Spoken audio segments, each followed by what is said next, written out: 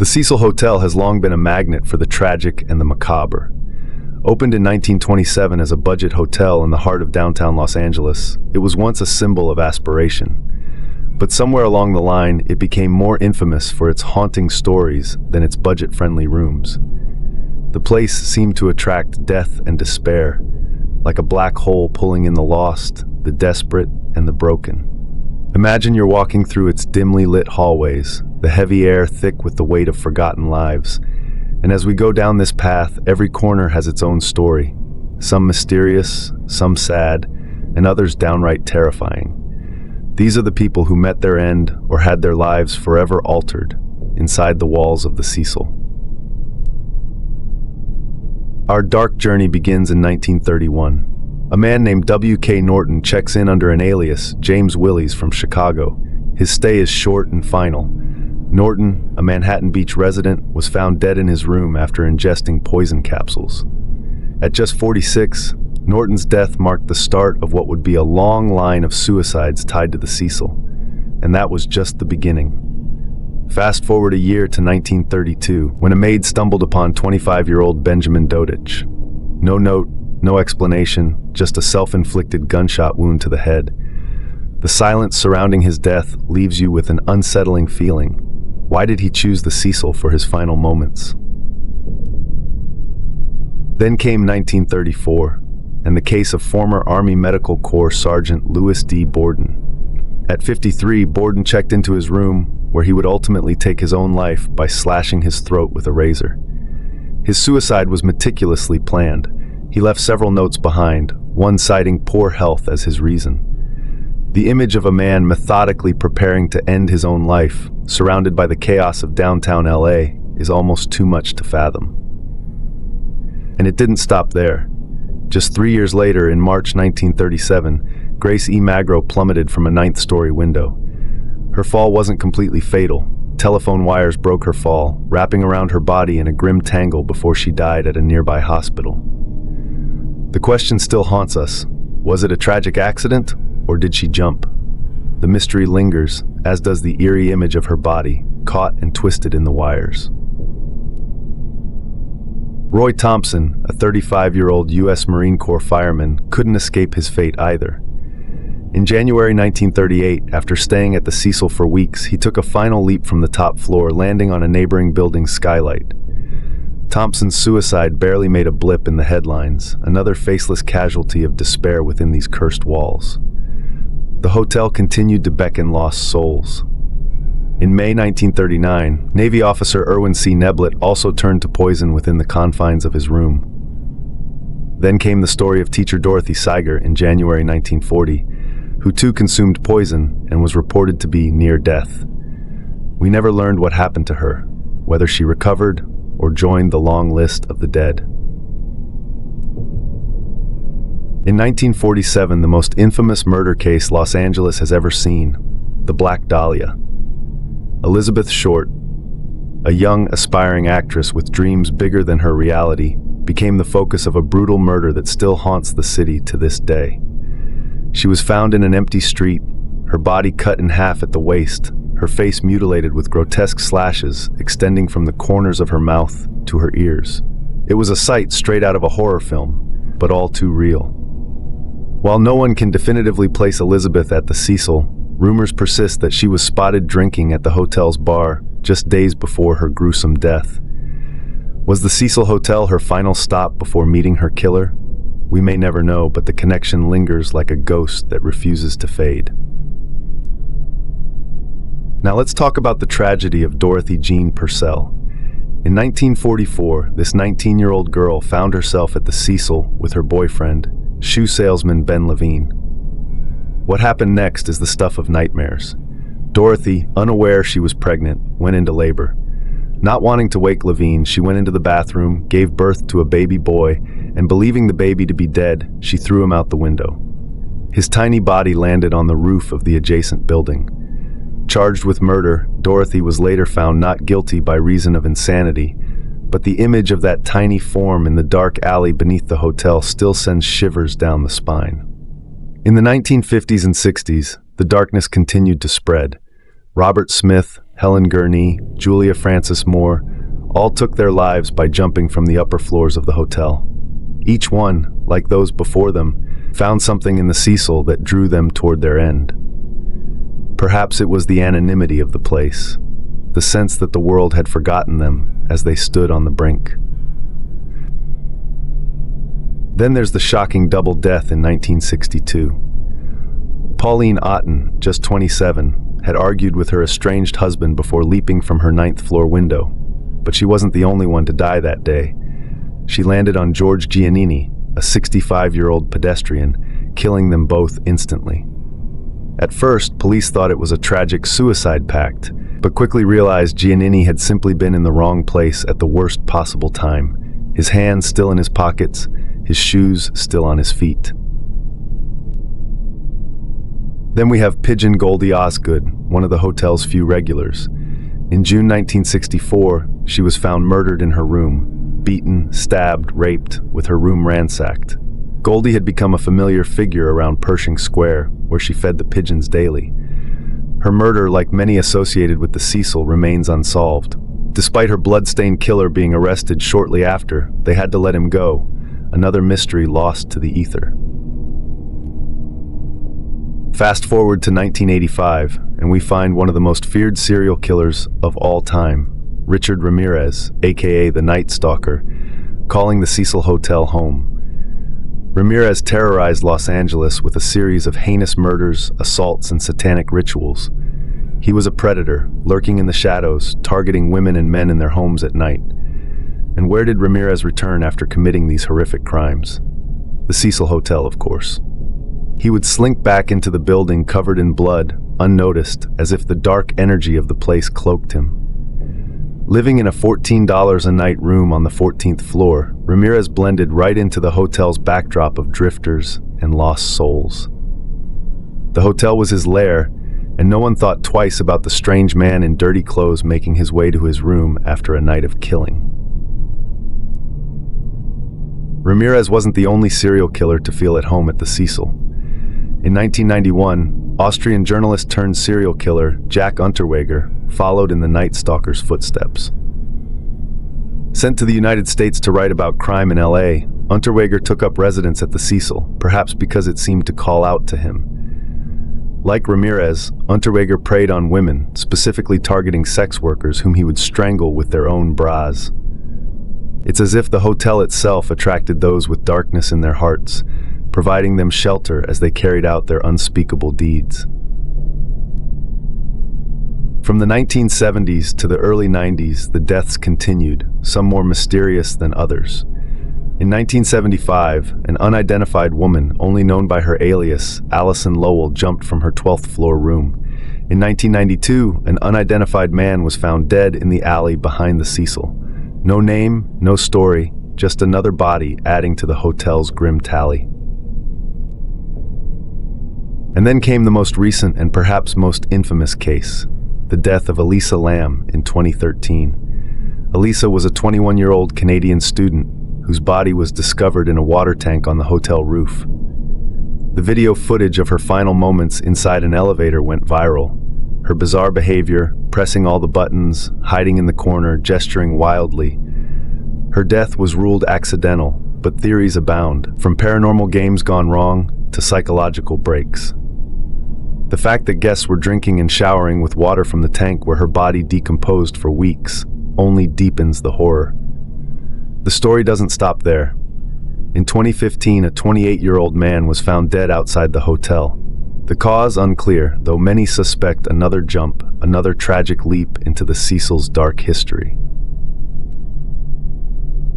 The Cecil Hotel has earned every bit of its dark reputation. The lives lost there are not just names on a list. They are stories, brief flickers of hope, despair, and mystery.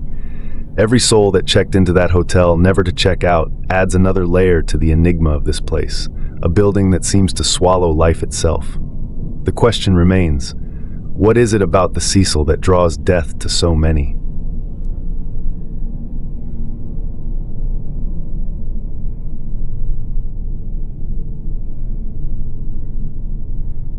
So this next story is about the murder of Mike Malloy, the man who wouldn't die, also dubbed Iron Mike, way before Mike Tyson was even a household name as we know it today. Remember the cartoons you saw as a child where one character is the oblivious target and survivor of another's constant scheming? Well, picture this. Mike Malloy, born in 1872, was once a proud New York City firefighter. But by 1933, life had taken a cruel turn. He was now a homeless alcoholic, wandering the Bronx streets with little to his name but the clothes on his back and a seemingly unquenchable thirst for booze. Unbeknownst to him, he would soon become the target of one of the most bizarre and ultimately futile murder plots ever hatched. Our tale starts with Tony Marino, the owner of a Skid Row speakeasy, which was an illegal bar tavern that was around during the Prohibition era. Tony Marino was the ringleader of a ragtag group of misfits, including his bartender Joe Murphy and two other accomplices, Dan Kreisberg and Frank Pasqua. These guys weren't exactly criminal masterminds, but they had a deadly scheme in mind. Take out insurance policies on down-and-out folks like Mike, then help them shuffle off this mortal coil for a quick payout. Marino had already gotten his hands dirty with this scheme before. Their first victim? A poor homeless woman named Betty Carlson. She thought Marino was her knight in shining armor when he invited her into his bar, fed her, and even paid for her lodging. Little did she know, Marino had tricked her into signing her own death warrant. One night, what she thought she was signing was a simple petition to support Marino's run for public office. What she actually signed was her own life insurance policy. After plying her with free drinks, the gang took her back to her room, poured ice-cold water over her, and left the window open on one of the coldest nights of the year. Betty froze to death, and Marino cashed in a cool $800. Not bad for 1931. After a few months, the group did the same thing to another unfortunate soul, Maybelle Carlson. But their biggest challenge came in the form of Mike Malloy, the man with 9 lives. They thought Mike would be an easy mark, just like the others. How wrong they were. In late 1932, the gang took out a $3,500 double indemnity insurance policy on Mike, hoping they could make a quick killing, literally. They started by giving him all the free booze he could handle, hoping the sheer volume would do him in. But instead of keeling over, Malloy just got cheerier. He drank them under the table, night after night, always asking for more. It was as if he had been training for this moment his whole life. The gang, flabbergasted by his superhuman tolerance for alcohol, decided to up their game. One night, they laced his drinks with antifreeze.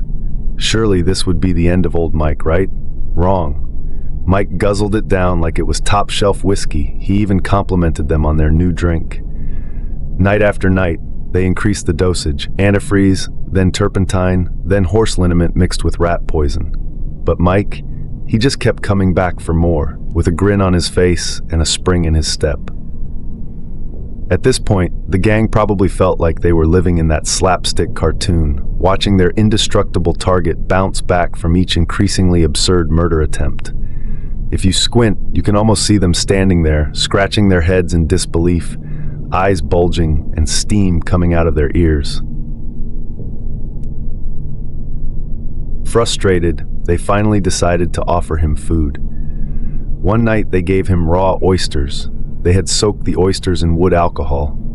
Mike downed 2 dozen in one gulp and said, "You know, Tony, you ought to open a restaurant. You know, first-class food." They kept up the oysters and finally gave him rotten sardines. Malloy kept coming back and always asked for that new drink, which of course was just a higher dose of antifreeze. The gang was beyond desperate. They knew that another death like the first 2 might draw suspicion. But by now, between the drinks, chemicals, and food, Tony was losing a lot of money. So they got Mike very drunk, took him to Claremont Park, stripped him, poured water over him, and left him on a snowbank.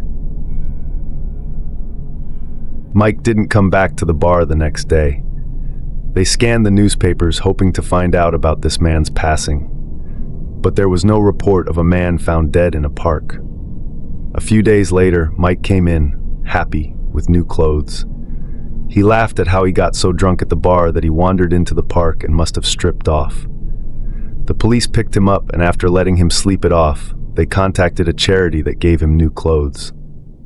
They looked at him dumbfounded. What is it going to take to kill this man, they thought. Fed up, the men decided to bring in outside help. They located a cab driver who had a criminal record, and one night all three dragged a drunken Malloy onto the intersection of Gun Hill Road and Baychester Avenue. They held Mike up while the taxi driver sped toward them. They jumped out of the way at the last second, and Mike was knocked off the road.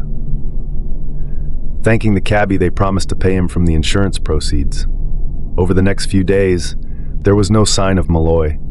Once again, there was nothing in the newspapers, so they started visiting morgues and even called hospitals, but nothing. 3 weeks later, Malloy walked into the bar, laughing as he explained how he got so drunk that he walked into traffic. He was dazed and didn't correct the hospital when they admitted him under the wrong name. Seeing how dejected his friends were, he assured them that he was fine and how he sure could use a drink. Marino then used his underworld contacts again, and the crew met with a professional hitman. The hitman's price was $500, so Marino turned him down. Honestly, by now they had spent so much that the insurance would soon not be enough to cover their expenses. So they took matters into their own hands. On 22nd of February, a Wednesday, Murphy and Kreisberg booked a room at 1210 Fulton Ave, half a mile down the road from the bar. Malloy was, once again, treated as a royal guest at Tony's place and drank himself into a stupor. Seeing their opportunity, Murphy and Kreisberg brought him down 3rd Avenue to the room. They threw him on the bed, unhooked the tube from the gas light in the room, put one end in his mouth, and switched it on. In all, they had tried 9 times to kill Mike Malloy. There was a botched machine gun attack that he escaped, and, perhaps forgetting the imperative of an accidental death, on another occasion they simply tried beating him on the head. Between all the free booze, free food, payoffs, and planning, the gang spent $1,875 trying to cash in on a $3,500 insurance, split 5 ways, by one estimate. But on the 10th attempt, with a tube pumping carbon monoxide into his system, Iron Mike didn't stand a chance. He was dead in 20 minutes. The next morning, a Dr. Frank Manzella came to the room. For a $100 fee, he signed a death certificate for Mike Malloy, citing lobar pneumonia as the cause of death. Manzella also falsely claimed that Malloy had been to his doctor's office in Harlem twice before his death, complaining of gripe, which he listed as a contributory cause of death, along with acute bronchitis. Unfortunately for the killers, too many people were involved. Furthermore, the predominantly Irish neighborhood and the Irish cops who patrolled it were surprised that a good Irishman died and didn't have a wake. They asked why. Meanwhile, people were talking. One night, the taxi driver got drunk and complained loudly that he was paid to hit someone with his cab, but wasn't paid enough to cover the bodywork on his car. An informant in the mob also heard about a top hitman griping about 4 pikers who wasted his time. It took weeks to connect all the dots, but soon the cabbie, the hitman, and later the doctor were all delighted to talk in exchange for plea deals. In 1934, Marino and his gang all died by electrocution. Mike Malloy, the man who simply wouldn't die, finally had his justice.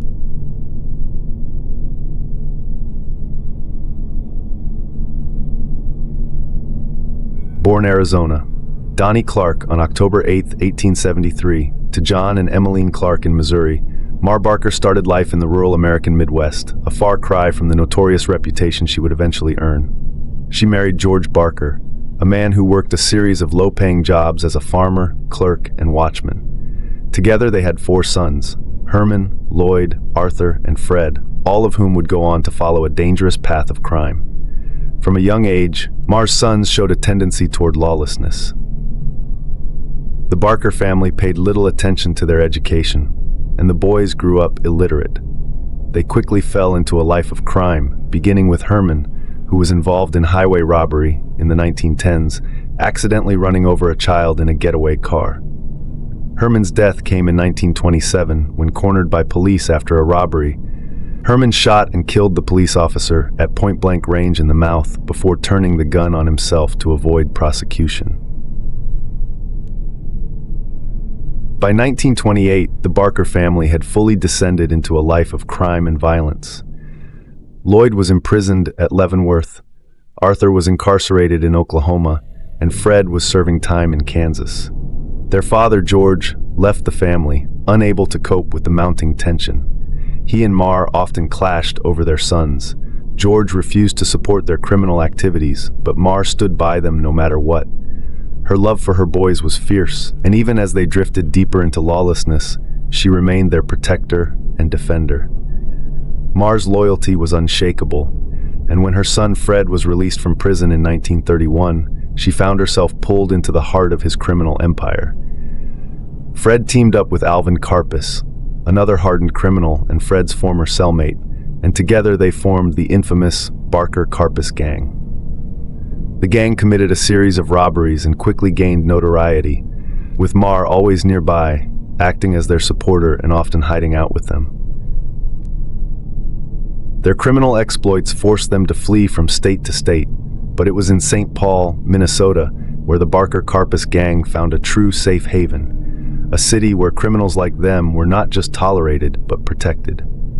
You see, during the early 1930s, St. Paul had become an infamous hub for organized crime. The city had developed a reputation as a place where outlaws, gangsters, and wanted men could live without fear of arrest. And that was all thanks to an arrangement between the city's corrupt politicians and its top law enforcement. Police Chief Tom Brown, along with other officials, they orchestrated a system known as the O'Connor Layover Agreement. This deal, initiated by Chief of Police John O'Connor in the early 1900s, would essentially grant immunity to criminals as long as they followed three simple rules. They had to check in with the police upon arrival, refrain from committing crimes within the city limits, and pay a hefty bribe. In exchange, the police and politicians turned a blind eye to their activities. This meant criminals like Al Capone, John Dillinger, and Babyface Nelson all passed through St. Paul, often staying for extended periods. As long as they kept their operations outside of the city, they were untouchable. Under this protection, the Barker-Karpis gang thrived. Ma Barker and her boys settled in St. Paul, using it as their base of operations.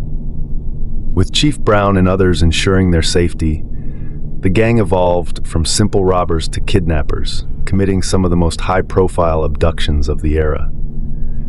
Their first major kidnapping was that of William Ham, a wealthy brewery owner, for whom they demanded and received a $100,000 ransom. They followed this up by kidnapping Edward Bremer, a prominent banker, securing an even larger ransom of $200,000. Both kidnappings solidified the Barker-Karpis gang as one of the most notorious criminal outfits in America.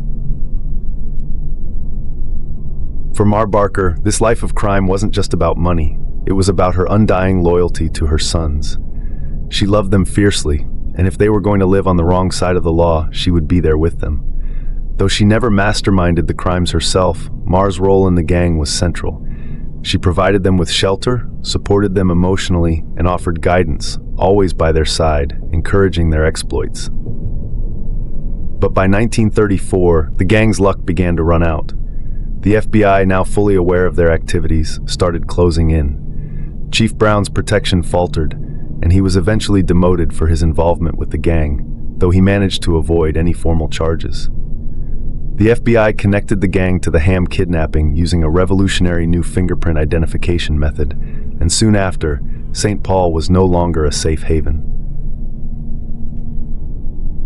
With Chief of Police Tom Brown out of the picture now, the Barker-Karpis gang fled the city, relocating to various hideouts across the Midwest. They tried to launder their ransom money in Chicago, but the noose was tightening around them. In January 1935, Arthur Barker was arrested in Chicago, and the police found a map in his possession that led to the gang's final hideout in Ocklawaha, Florida. The ensuing hours-long shootout drew onlookers from nearby towns. Some even brought picnics to watch the spectacle unfold. In the end, both Mar and Fred were found dead inside the house. Fred's body was riddled with bullets, while Mar lay with a single fatal gunshot wound. Some claimed she died fighting. Others believed she was just a mother caught in the crossfire of her son's crimes. In death, Mar Barker's reputation only grew. Public fascination with her role as the matriarch of a violent criminal gang led to her being portrayed as a ruthless mastermind, someone who had orchestrated and controlled her son's every move. Though FBI Director J. Edgar Hoover labeled her as the most dangerous woman in America, those who knew her claimed this portrayal was exaggerated. To them, Mar Barker wasn't a criminal genius. She was simply a mother who had stood by her boys no matter what.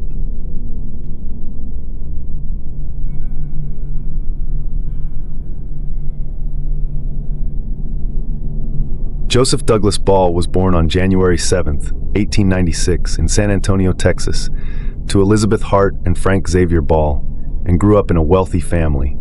His parents owned a large cattle farm and later ran a successful general store. His brother, Raymond Ball, went on to become the first mayor of Elmendorf, Texas. Despite Joe's privileged upbringing, he just wasn't interested in what his parents had to offer. Joe, also known by his nickname, the Alligator Man, and later the more sinister nickname, the Butcher of Elmendorf. Joe's life took a turn after serving on the front lines in Europe during World War I. Returning home, he entered the world of bootlegging, selling illegal alcohol during Prohibition. Operating from his bedroom, clients would say Joe hardly looked up from whichever young woman was in his bed at the time. Standing over 6 feet tall, with a strong muscular build, Joe was a big guy, someone people instinctively feared. His intimidating nature was well known. One neighbor, terrified after a run-in with Joe, packed up his family and moved to California before he even sold up. Joe's third wife also fled to California, claiming she was afraid for her life. In the late 1920s, once Prohibition ended, Joe opened a saloon called the Sociable Inn in Elmendorf. The saloon attracted a steady stream of young women, mostly waitresses and barmaids, many of whom found their way into Joe's bed.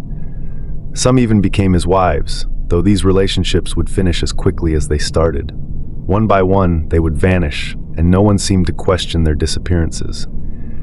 On the property behind his saloon, Joe built a cement pond for his 5 pet alligators.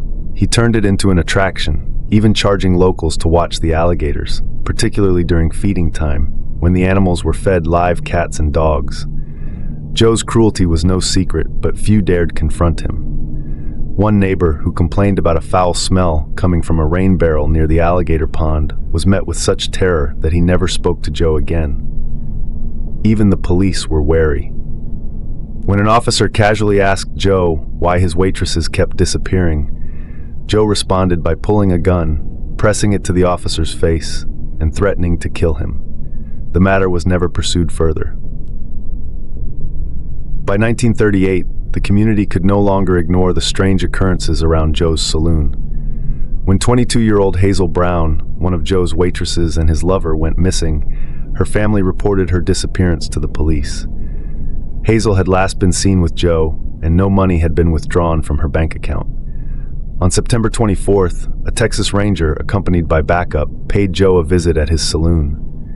Joe, as always, appeared unbothered by the police's presence and their questions.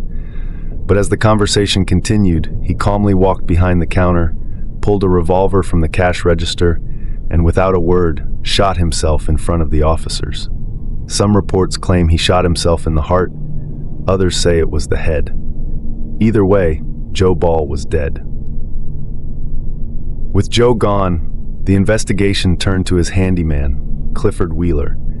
After hours of questioning, Wheeler finally broke down and led police to a gruesome discovery.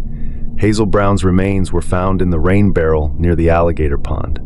Traces of her blood were still in the water. Wheeler admitted that Joe had killed multiple women, including 2 of his wives. He even witnessed Joe chop up one of the victims and fed her remains to the alligators. Wheeler claimed he was too terrified of Joe to go to the police, but was later sentenced to 4 years in prison for being an accessory to murder. More witnesses came forward, including Joe's third wife, who confirmed she had seen Joe murder one of his victims, which is why she had fled.